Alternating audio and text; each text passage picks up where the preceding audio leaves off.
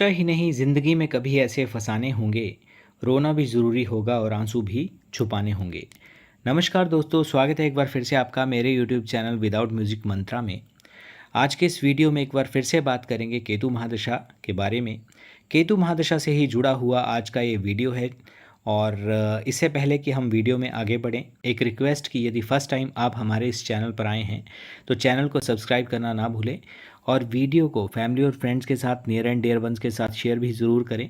और स्पेशली ऐसे लोग जो केतु महादशा से होकर गुजर रहे हैं या आने वाले समय में उन्हें केतु महादशा से होकर गुजरना है, तो उनके साथ इस वीडियो को आप शेयर कर सकते हैं ताकि वो भी सचेत हो सकें कि किस तरह की सिचुएशंस का सामना उन्हें केतु महादशा के दौरान करना पड़ सकता है। देखिए दोस्तों, अलगाव, द्वेष, मानसिक द्वेष, उलझन और डबल माइंडेडनेस जो रहती है, जिसके कारक हैं केतु देव, जब भी किसी जातक या जातिका के जीवन काल में आते हैं तो व्यक्ति अपने मूल गुणों या यूं कहें कि अपने स्वभाव और कर्मों के प्रति और भी ज़्यादा जागृत भी हो जाता है और सचेत भी हो जाता है। यानी आज की डेट में जो भी व्यक्ति केतु की महादशा से गुजर रहा है तो कहीं ना कहीं वो सोचने पर मजबूर हो जाता है कि मेरे साथ ऐसा क्यों हो रहा है, और चाहते हुए बोले या ना चाहते हुए कहीं ना कहीं सेल्फ टॉक यानी कि खुद से ही बात करना चाहता है, वार्तालाप करता है अंतर्मन से कि मेरे प्रारब्ध में ऐसा क्यों था, और अपने ही प्रारब्ध का अवलोकन करने की चेष्टा भी करता है। जो हुआ वो क्यों हुआ, कैसे हुआ, क्या कारण थे, क्या कुछ चेंज किया जा सकता था, या जो कुछ भी हुआ उसके लिए पूरी तरह से क्या मैं ही रिस्पॉन्सिबल थी या था, या सामने वाले की भी गलती थी। जाने ऐसे कितने ही सैकड़ों सवालों में व्यक्ति उलझा हुआ रहता है। आप चाहे घर का काम कर रहे हैं या ऑफिस में बैठे हैं यानी कि ऑफिस का काम कर रहे हैं, लेकिन कहीं ना कहीं मन में तो गांठ बनी ही रहती है।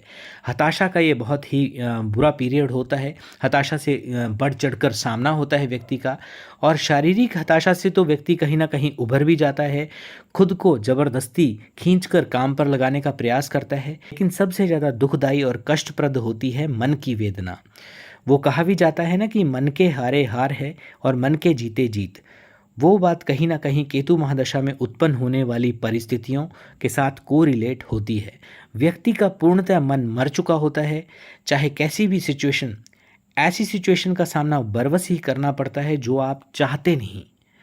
आपको सच्चाई से अवगत करवाया जाता है, आपके हाथ में कुछ भी नहीं रहता। आप चाहे आंखें खोलकर देखें या आंखें बंद करके देखें, लेकिन सच्चाई जो होती है कहीं ना कहीं आपके समक्ष किसी ना किसी रूप में आ ही जाती है। जैसे एक बिल्ली, एग्जाम्पल लेते हैं, जैसे एक बिल्ली जब अपनी आंखें बंद कर लेती है तो यही सोचती है कि मुझे सामने वाला नहीं देख रहा है या अंधेरा हो गया है, परंतु आंखें बंद करने से अंधेरा नहीं होता है। वैसी ही सिचुएशन का सामना इस दशा काल में गुजर रहे व्यक्ति को भी करना पड़ता है। आप शारीरिक रूप से बिल्कुल फिट हैं, बहुत सुंदर हैं, लेकिन सामने वाला, चाहे आपके जो पार्टनर हैं, आपके हस्बैंड हैं या वाइफ हैं, वो आपको कंसीडर ही नहीं कर रहे। तो कहीं ना कहीं आप चाहे जितने भी खूबसूरत हैं, फिट हैं, लेकिन आपकी जो सुंदरता है वो ना के बराबर हो जाती है। आप एजुकेटेड हैं, अच्छा ज्ञान रखते हैं, संबंधित विषय कहें या जो आपका कार्य है उसमें आप पारंगत हैं, लेकिन आपके जो सीनियर्स हैं आपके कार्य को कहीं ना कहीं एडमायर नहीं कर रहे हैं इस पीरियड के दौरान, बल्कि वो इतने लाइट वे से ले रहे हैं, इतनी लाइटली ले रहे हैं, आपके कैजुअल वे से बोलें या यूजुअल वे से बोलें, कि आपके जो कार्य हैं वो तो आपको करने ही हैं क्योंकि आप तो उनके एम्प्लॉय हैं। तो आपको एप्रिसिएशन बिल्कुल भी नहीं मिलती है। एप्रिसिएशन की आवश्यकता तो इस दशा काल में व्यक्ति को बहुत ज़्यादा होती है। आप विदेश गए, विदेश इसलिए गए थे ताकि अपना बेहतर भविष्य बना सकें, परंतु वहाँ पर तो हालात घर से और देश से भी बदतर हो गए। घर में चाहे चार बातें सुन के माता पिता हों या भाई बहन हों, कम से कम आपको खाना तो प्राप्त होता था, परंतु बाहर तो अपनी ही मेहनत से जो कमाया हुआ धन होता है उसकी भी बरकत नहीं हो रही, या यूं कहें कि खुद को मैनेज करने में वो धन पूरा ही नहीं पड़ रहा। होम सिकनेस अलग से। देश में थे तो ये विचार आते थे कि विदेश जाएंगे और धन कमाएंगे, परंतु अब जब अब्रॉड आ गए हैं तो घर जाने की होड़ है, घर जाना चाहते हैं, घर की वैल्यू, और ये समझ आया कि वहीं पे अच्छे थे। आप दिखने में फिट हैं, लोग आपके फेस पर बोल देते हैं कि आप 50 में भी 35 के लगते हैं।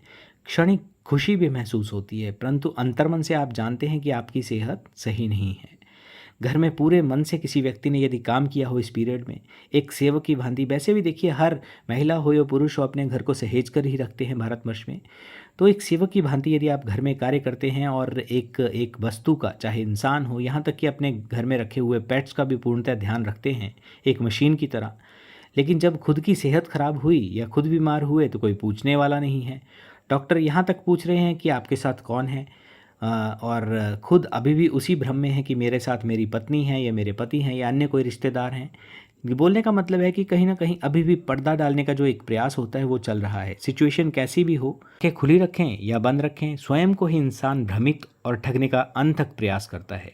पता है कि सामने वाले स्पेसिफिक रिलेशन में हैं, सामने वाले जो व्यक्ति हैं वो चाहे महिला हो या पुरुष हो, उनका खुद के साथ कैसा व्यवहार है, फिर भी खुद को ही भ्रमित करने का प्रयास करते हैं। अरे नहीं, फलां बात उन्होंने गुस्से में बोल दी होगी या उनका ये मतलब नहीं होगा, ऐसे ही भ्रम में जातक स्वयं को रखता है। बोलने का मतलब इसलिए सेफ समझता है, खुद को सुरक्षित समझता है, क्योंकि असुरक्षा की भावना बहुत ज़्यादा होती है, जिसे इनसिक्योरिटी बोला जाता है। तो इनसिक्योरिटी की भावना इस पीरियड में बहुत ही बढ़ जाती है।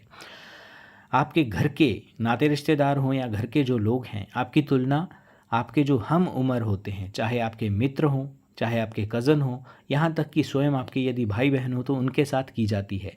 आपकी खुद की जो क्वालिटीज़ होती हैं उनको दरकिनार कर दिया जाता है, और आपके द्वारा चाहे कितने भी अच्छे आपके विचार हों, आपके शब्दों को, आपके विचारों को वेटेज नहीं दी जाती है। और गली मोहल्ला हो या नाते रिश्तेदार हों, ऐसे लोग जो कहीं भी आपके सामने ठहर नहीं सकते, या एजुकेशन वाइज बोलें या किसी भी तरीके से आपके समक्ष कुछ भी नहीं है, आपकी योग्यता नहीं रखते आपके अकॉर्डिंग, तो ऐसे लोग ऐसा मौका छोड़ना नहीं चाहते जो अपनी बातों से आपको आहत ना कर सके।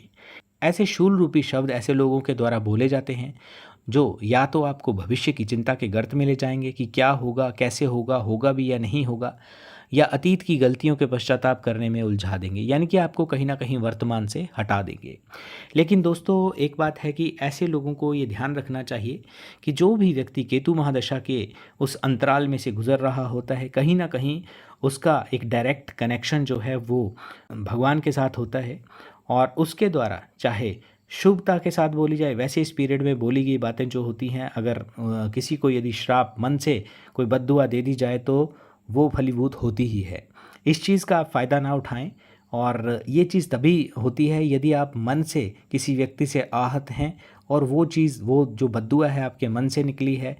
तो कई बार तो ऐसे लोग यहाँ तक बोल देते हैं कि आपका इतना समय हो गया लेकिन आपका विवाह नहीं हुआ है, या यदि आपका विवाह ही नहीं हुआ है तो हो सकता है कि आने वाले समय में आपको संतानोत्पत्ति ना हो, या यानी कि कहीं ना कहीं वो चिकित्सक का एक जो रोल होता है वो भी अदा कर देते हैं साथ के साथ। लेकिन ऐसे लोगों को ये नहीं भूलना चाहिए कि यदि केतु महादशा से ग्रसित व्यक्ति ने उस दौरान आपको कुछ ऐसी बद्दुआ दे दी, तो आप चाहे 2 बच्चों के मालिक हों या आपकी कितनी भी ज़्यादा संतानें हों, आपको आने वाले समय में संतान विहीन भी होना पड़ सकता है।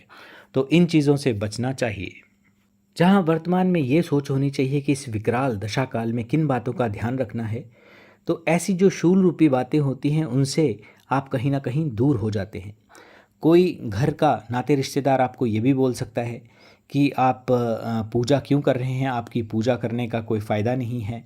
आप अपने माता पिता के प्रति चाहे आपकी कितनी भी आप भक्ति करते हों या उनके साथ आप अटैच हों, लेकिन बाहर से आने वाले क्षणिक कुछ व्यक्ति ऐसे बोल सकते हैं, आपको ऐसे दिशा भ्रमित कर सकते हैं आपकी, कि आप अपने माता पिता के लिए लॉयल नहीं हैं। कुछ भी ऐसी बातें जो आप जो आपके साथ मैच नहीं करती हैं आपकी पर्सनैलिटी के साथ।